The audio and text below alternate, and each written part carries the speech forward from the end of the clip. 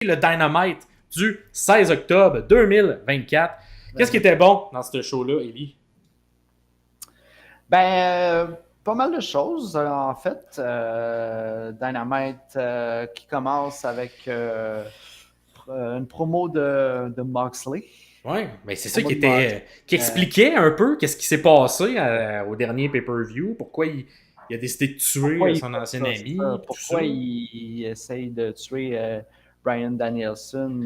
C'est parce que lui, il déteste ce que la AEW est devenue. Il n'aime pas les égos backstage, puis ça prend du changement, puis la cause pour laquelle il fait ça, c'est pas pour lui, c'est pour quelque chose de plus grand que lui, puis... on est comme d'accord, moi puis lui, mais pas pour les mêmes raisons. C'est ça, oui. Non, c'est ça. On est d'accord, mais pas pour les mêmes raisons. On déteste la AEW, mais pas à cause... puis même dans ce qu'il dit, en tout cas, tu sais, l'explication de tout ça, on dirait que je comprends pas. On dirait que je vois pas que Bryan Danielson représente tant que ça ce qu'il dit qui est le problème de la WWE. Tu sais, il dit qu'il y a trop de monde qui danse, il y a trop de monde qui...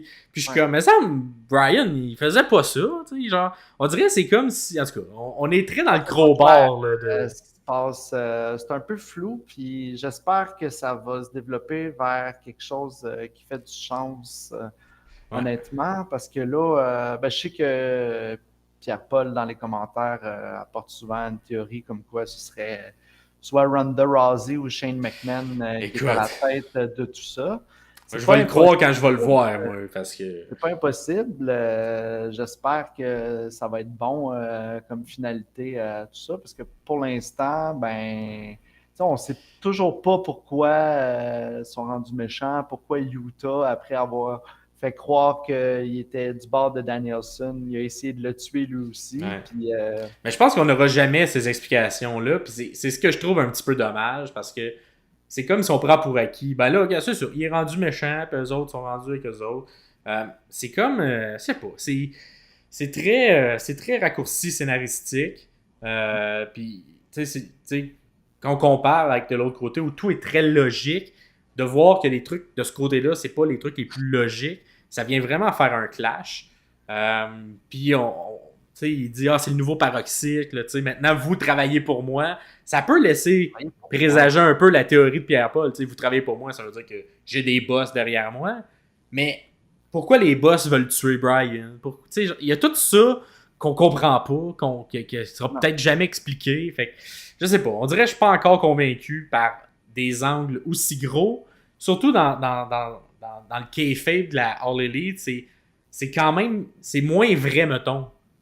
Je sais pas comment l'expliquer, tu sais, c'est genre, on est plus dans la réalité des lutteurs, avec ce qu'ils font dans le indie, tout ça, mais ça, c'est super gros dans le kayfabe, puis on veut tuer quelqu'un, puis genre, tu sais, c'est pas notre ami, tout ça. Fait que je trouve qu'il y a vraiment une brisure de logique à l'intérieur du produit avec cette histoire-là qui est autant mise de l'avant, autant grosse, mais que je trouve qu'il fitterait mieux dans un monde comme la WWE, où là, on accepte un peu plus facilement que, effectivement, mettons, quelqu'un veut tuer quelqu'un parce qu'il l'aime vraiment pas. Alors que là, dans tout le reste de la carte, on est plus dans la réalité de ce qui se passe, puis qui est le meilleur lutteur qui lutte dans le ring. Fait que, bref, on va voir, ça s'en va où, mais... On va faire confiance, mais des fois, on se fait avoir par Tony Khan. Ouais. Et la prochaine, c'en a un autre exemple de manque d'un peu de vision un peu long terme, là, parce que là, Adam Cole qui revient en gentil, clairement. En gentil, gros pop. Mais gros pop, parce que c'est Adam Cole, c'est correct qu'il soit Paul. Mais la dernière fois qu'on l'a vu, il était méchant. Il était entouré d'une gang, il attaquait du monde. La raison pourquoi il est devenu gentil, c'est parce que depuis ce temps-là, MJF a tourné. Exact. C'est la seule explication. On veut continuer cette histoire-là, malgré le fait que ça aurait pu être juste mis de côté. Ou revisiter plus tard. De la AEW. Comment ça, celle-là, faites pas juste une affaire oubliée comme toutes les autres. Là, exact. Mais tu sais, moi c'est ça que j'aime un peu moins, c'est que du jour au lendemain, il redevient gentil. Je pense que j'aurais au moins... Tu peux le faire un face turn de 2 semaines. Fais-les revenir pour la première fois, un peu heelish, dans la même vibe, mais que tu y trouves une raison pourquoi il devient gentil. Puis là, à la place, il fait juste redevenir gentil comme ça. Il dit une ligne dans sa promo qui explique un peu pourquoi il était méchant, puis c'est en disant, quand tu t'affrontes quelqu'un de méchant comme MJF, t'as pas le choix d'être méchant toi-même. Mais je trouve que c'est tellement facile, là, tu sais, comme explication. Non, c'est pas une super bonne promo de Adam Cole, puis une vignette ensuite de MJF là, qui était pas meilleure. Non, c'est ça. Ils n'ont pas expliqué grand-chose dans tout ça. Honnêtement, on savait déjà pas mal tout. Puis là, j'imagine qu'on va éventuellement avoir un match, mais à quoi bon? Ouais, puis ça, pour quel... Je sais pas, tu sais, au-delà de l'amitié, je sais pas. On dirait, ça fait tellement longtemps que cette histoire-là a été mise sur la glace que j'ai plus le feu sacré pour savoir, ah oui, j'ai hâte qu'il casse la gueule. Puis la dernière fois, je l'avais, j'étais de l'autre bord. J'étais plus Team MJF, tu sais, dans la logique de cette histoire-là, parce que MJF était rendu le gentil, puis c'était fait avoir par Adam Cole, qui, pendant plusieurs mois, c'était lui, la personne qui était cachée derrière le masque de démon. Mais tu sais, là, on n'en parle plus, tout ça, c'est juste... C'est ça, c'était ça qui c'était, puis il arrive plus non plus avec son Undisputed King, tu sais, c'est comme... Il manque bien des éléments, fait que là, on fait juste comme... On tourne la page, puis on repart avec la même histoire, mais on veut pas nous raconter les derniers... C'est comme s'il faut oublier le dernier chapitre de l'histoire, puis qu'on revienne juste au moment où Cole était gentil, puis MJF était méchant, tu sais. Fait que c'est un peu bizarre. C'est un peu bizarre de la manière que c'est construit. Ensuite, ben, on a eu FTR et les Outrunners. Oh my God, ça j'adore. Honnêtement, il commence à avoir une petite association entre FTR et les Outrunners. Première fois qu'on les voyait à Dynamite, c'est la première fois qu'on faisait ça parce que c'était plus une histoire qu'on suivait du côté de Collision. Fait qu'une belle promotion du côté des Outrunners, les amener à Dynamite avec le même genre d'histoire. Outrunners, je trouve il y en a un des deux qui ressemble à Charlie Morin, qui est un de nos collègues humoristes. Shout-out à lui. Là.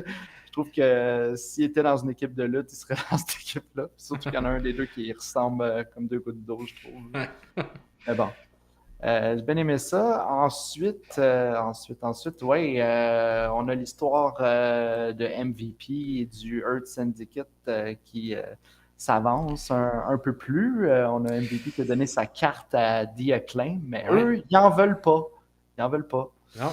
Ils sont pas intéressés à joindre. Puis MVP et Shelton Benjamin, ils ont comme ridé un peu en s'en allant. Puis, il y a comme du recrutement du côté d'MVP. Moi, j'aime quand même ça, cette histoire-là. Tu vois, je trouve que c'est très slow burn, puis c'est bien fait. On va voir également dans le prochain épisode, là, et on continue ce slow burn-là où on va un peu voir toutes les équipes et on tente de recruter les bonnes personnes. Fait que ouais, c'est une belle histoire que j'ai hâte de voir. Évidemment, éventuellement, il va falloir, sans rentrer dans les spoilers, il va falloir qu'il y ait un payoff là, du côté du clan de MVP. Fait que j'ai hâte que ce payoff arrive là. Fait que quand il arrivera, on en jasera. Mais jusqu'à ce moment-là, ben, continuons de tenter le recrutement. On va parler un peu plus tard. Là. Il y a un match, il y a d'autres cartes qui ont été données pendant la semaine aussi. Donc, ensuite, une promo backstage de The Elite qui souhaite bonne fête à Kenny. Kenny Omega, c'était sa fête. Un peu sorti de nulle part, hein, quand même. C'était dégueulasse pour moi, là, parce qu'ils ont viré une chaudière de viscères, sur un gâteau. D'organes animal sur un gâteau pour rappeler la condition de Kenny Omega avec sa diverticulette. J'ai trouvé ça dégueu. Même Jack Perry qui dit chouette. Si tu meurs, ça me dérangerait même pas. Là. Je suis comme, c'est quoi les affaires là, avec la mort tout le temps? Là? On veut tuer tout le monde, on veut que tout le monde meure. Là. Ouais. Que je sais pas, j'embarque pas trop dans cette gimmick-là, ben, franchement. Ouais, puis aussi, c'est comme.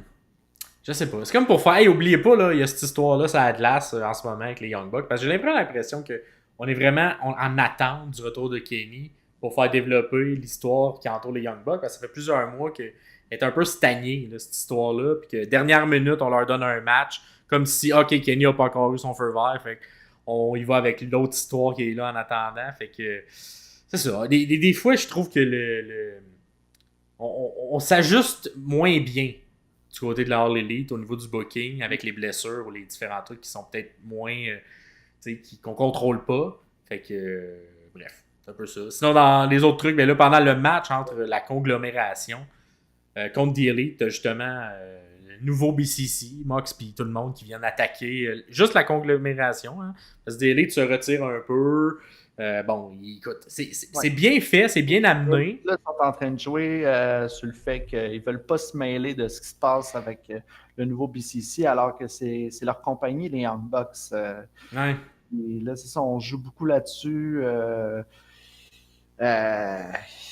Je sais pas trop, parce que là, tout le monde se met à dos, justement, les Young Bucks, parce qu'ils les accusent des marnes, vu que c'est eux qui ont bâti la compagnie. Ils devraient faire quelque chose. Tony Khan ne fait rien. Écoute, il y a beaucoup de sa bande, ça se passe très bien pour eux, là, présentement. Ils peuvent faire tout ce qu'ils veulent, ils peuvent péter à gueule à tout le monde, n'importe quand. Ouais. Puis, ils sont même au-dessus des lois. Ça va derrière d'un pick-up, ça part pas attaché, ça se promène sur l'autoroute de même. On est dans des villes, là, on n'est pas en campagne, voyons.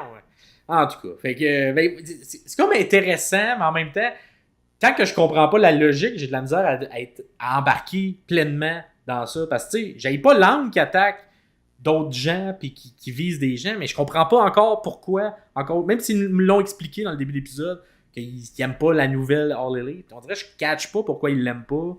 Je comprends. En tout cas, il y a quelques points d'interrogation dans cette histoire-là qui m'empêchent d'embarquer pleinement dedans puis d'être émotionnellement attaché à tout ce qui se passe. Tu sais, je vois trop les fils paraître de la marionnette pour juste me concentrer sur la marionnette. Fait que j'ai hâte que ça soit plus clair parce que j'ai l'impression qu'on veut peut-être nous cacher une surprise. Mais des fois, faut être. Je sais pas.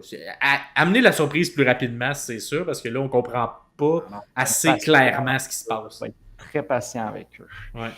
Et finalement, un bon match quand même à travers tout ça. On a eu Shelton Benjamin qui fait son retour in-ring, son premier match à la All Elite Wrestling. Et il a quand même été mixé avec un bon petit, mix. Un Leo Rush qui était capable d'en donner pour son argent à M. Benjamin. C'est le match que j'ai préféré de ce Dynamite-là. J'ai trouvé que la chimie entre les deux, autant pour l'histoire que pour le in-ring, ça a donné quelque chose de bien. Leo, dans son style, fait très bien avec Shelton Benjamin, qu'on vend vraiment très fort. Là. Je trouve, moi, personnellement, que Shelton fait très bien avec le style All Elite. Et là, Leo, tout le long du match, Leo bump comme un champion. Il y a un bump en particulier là, que Leo Rush fait Irish Whip vers le turnbuckle et il revole. Là, ça n'a pas d'allure. Puis, belle chimie entre les deux. Vraiment, puis M. Shelton, on le sait, il est quand même très bon dans le ring, mais tabarouette que ça paraît. C'est sûr, il est quelqu'un de plus petit, fait que c'est un peu plus facile de faire les différents mouvements, mais il y a un bon German, il y a un bon tout, là, tu sais. Il est très safe aussi quand il est fait. C'est plate, parce qu'on dirait que c'est le genre de lutteur que j'aimerais voir contre peut-être éventuellement un Gable ou des trucs comme ça du côté de la All Elite, mais lui contre Will Ospreay, ça risque d'arriver un jour, mais j'ai hâte de le voir parce que j'ai l'impression que Will va être capable de sortir tout un match de M. Benjamin, même s'il est rendu à 40 ans et plus, là, Shelton. Mais c'est ça, ce qui est important pour l'instant, c'est de constater que Shelton est encore capable de faire quelque chose de très bon. Là. Oui. Je pense que le fait d'être entouré justement de MVP puis de continuer l'histoire là, du Earth Syndicate. Pour l'instant, on ne fera pas de spoiler encore. Il y a quelque chose d'autre qui s'en vient par la suite, mais présentement, on se concentre sur Shelton, qui a des matchs, et c'est la bonne chose à faire parce que tranquillement, on build le clan. Exact. Fait que, en tout cas, bon retour, M. Benjamin. Et c'est ce qui complète ce Dynamite.